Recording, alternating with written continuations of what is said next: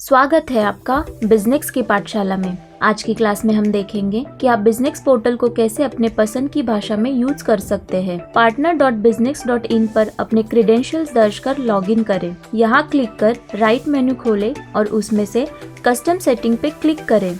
इस स्क्रीन पर custom setting का ऑप्शन सिलेक्ट करें और नीचे सिलेक्ट लैंग्वेज के ऑप्शन पर जाएं, जहां आपको कई भाषाओं के ऑप्शंस दिखाई देंगे।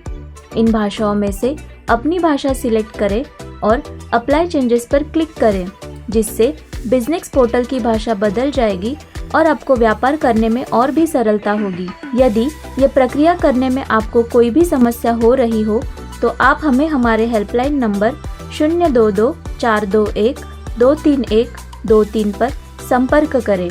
बिजनेस के साथ जुड़े रहे एवं निरंतर प्रगति करते रहे। समय समय पर ऐसे जानकारी वाले वीडियोस देखने के लिए हमारे YouTube चैनल को सब्सक्राइब करें और बेल आइकॉन को प्रेस करें।